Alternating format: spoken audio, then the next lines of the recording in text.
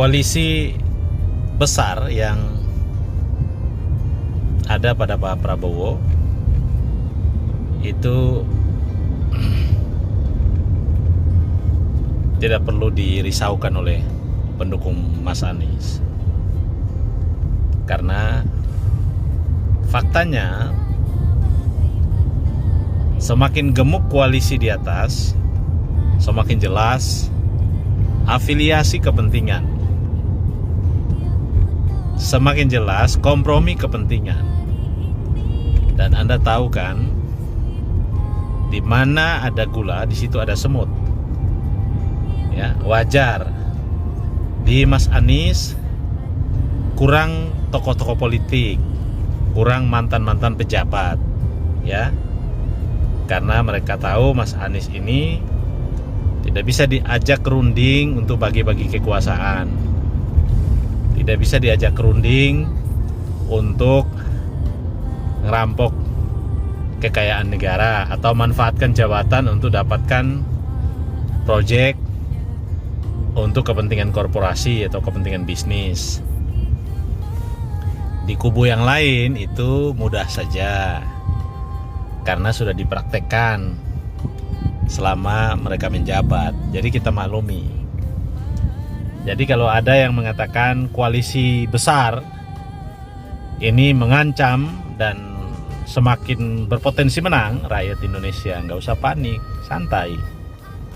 Koalisi besar itu koalisi elit, koalisi uang, koalisi tokoh, koalisi partai, bukan koalisi rakyat. Mereka panik.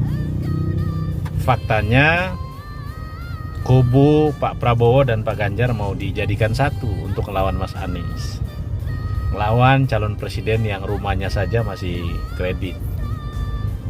Guys, andai Pak Anies tuh belum pernah jadi gubernur Jakarta loh ya, saya kasih tahu nih, gubernur Jakarta loh, dan rumahnya kredit, ya mungkin kita anggap itu sesuatu yang ironi ya. Tetapi dia pernah jadi gubernur DKI, gubernur yang seluruh PAD seisi republik ini, seprovinsi ini di Indonesia itu terbesar, tapi gubernurnya rumahnya kredit. Anda pakai logika saja. Kalau dia mau punya rumah di Menteng yang tanahnya 1 meter sudah 80 juta, bisa dia dapatkan. Orang dia gubernur Jakarta. Tanda tangan dia itu kalau dia manfaatkan untuk dapatkan imbalan dari para konglomerat, itu mudah. Dia bisa dapat rumah, bisa dapat apartemen, bisa dapat mobil mewah, bisa dapat uang ratusan miliar. Tetapi selama dia menjabat, hal-hal itu tidak dia lakukan, dia hindarkan, dan bahkan rumahnya pun dia ikuti proses pembayaran bulanan sebagaimana ketentuan bank. Jadi itu yang membuat koalisi rakyat semakin besar mendukung Anies dan mencemaskan mereka melawan Anies. Begitu kutub kekuatan Anies yang besar ini dikawinkan dengan kekuatan NU yang direpresentasikan oleh Caimin, komplit sudah. Paket ini paket komplit. Sederhana saja kita menghitung. Di berbagai survei tidak menafikan kemenangan Mas Anies Jawa Barat, Banten dan DKI. Pemenangnya Mas Anies. Di Jawa Tengah pemenangnya Mas Ganjar. Jawa Timur tidak ada pemenang utama. Semua main di angka yang biasa-biasa saja. Mas Ganjar pemenang, tapi Mas Anies signifikan juga. Pak Prabowo juga begitu. Tapi begitu Mas Anies diambil Caimin, Jawa Timur menjadi naik. Kalau pertarungan 30 Jawa ini plus Banten DKI, siapa menang? Otomatis kali-kalinya Mas Anies menang. Pulau Sulawesi minus Sulawesi Utara, aku yakin saya Mas Anies menang. Ya, pasti menjadi pemenang utama. Ya. Pulau Sumatera minus Sumatera Utara, ya pasti Mas Anies pemenang. Sumatera Utara ya kompetisinya ketat. Ya, Pulau Kalimantan minus Kalimantan Barat, ya pasti juga Mas Anies pemenang. Yakin saya Mas Anies pemenang. Ya, Begitu pula Nusa Tenggara Barat, Mas Anies akan menang. Nusa Tenggara Timur, oke, Mas Anies akan kalah di sana. Ya. Begitu pula Maluku, Maluku Utara, Papua, ya Mas Anies menang di Maluku Utara. Pasti Mas Anies juga ada potensi menang di Maluku. Papua mungkin kalah, nggak masalah.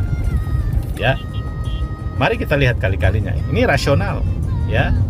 Kemudian lihat saja sebaran suara di yang lain.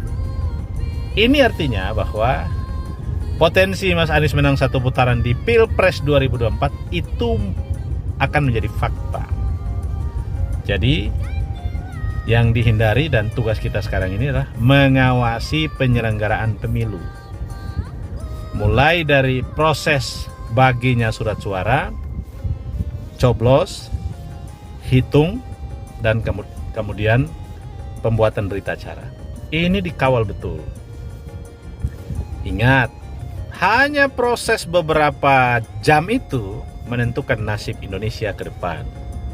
Kalau 2024 ini kita gagal menghadirkan Mas Anies sebagai presiden, percayalah, Indonesia tidak akan baik-baik saja. Indonesia ke depan akan dikuasai oleh investasi asing. Indonesia ke depan akan diatur oleh kepentingan para konglomerat, baik konglomerat dari luar maupun dari dalam, yang semua muaranya menghancurkan kehidupan masyarakat, merampas hak-hak masyarakat. Ketidakadilan akan merajalela di mana-mana. Jadi rakyat Indonesia,